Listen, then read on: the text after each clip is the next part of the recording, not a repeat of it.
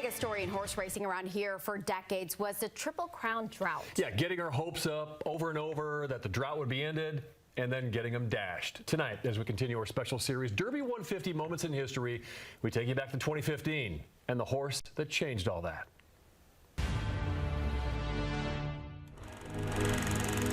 We'll test these two to the wire. 37 years had passed Firm's got a nose in front as they come on to the wire. since the last Triple Crown winner. It's a tremendous feeling.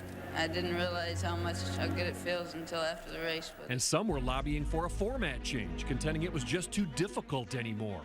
13 times after Affirmed won the Triple Crown in 1978, a horse won the Derby and the Preakness, then faltered in the Belmont.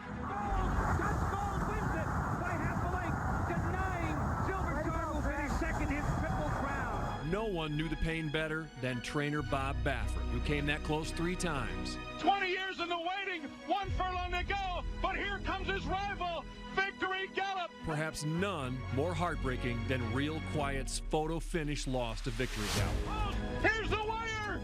It's too close to call! Every time it looked like a Triple Crown would happen, became Groundhog Day.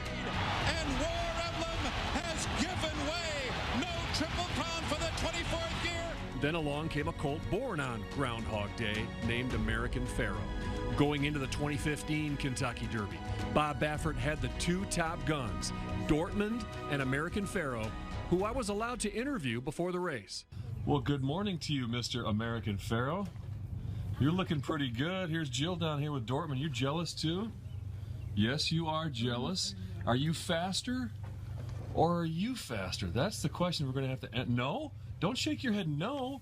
I think you might be faster.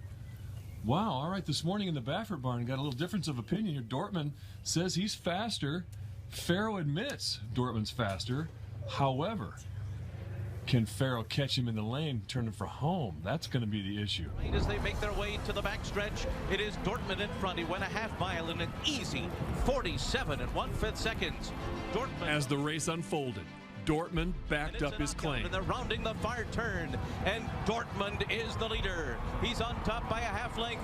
But, as the reporter alluded to in the interview, the modest American Pharoah might have something for him, turning for home. Here comes American Pharoah, and he sweeps up on the far outside, and they're into the stretch. And it's American Pharoah who has taken the lead on the outside.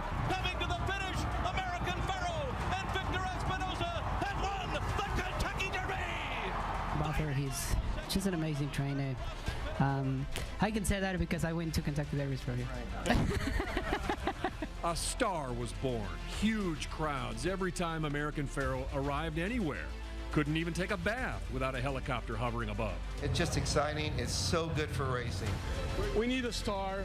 He's indeed the real deal. Please, God, let's continue. And they're into the stretch, and American Pharoah makes his run for glory as they come into the final furlong. As the Triple Crown unfolded, it turned out the Derby was the toughest test.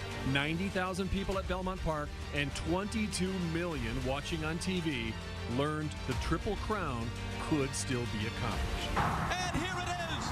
The 37-year wait is over. American Pharoah is finally the one. American Pharoah has won the Triple Crown.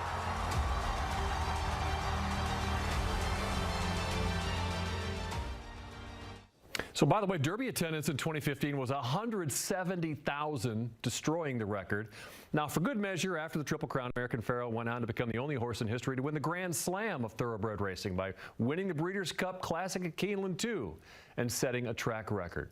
And incidentally, I got to tell you, Dortmund bit my arm hard after that interview, and it really hurt. He did not like you. No.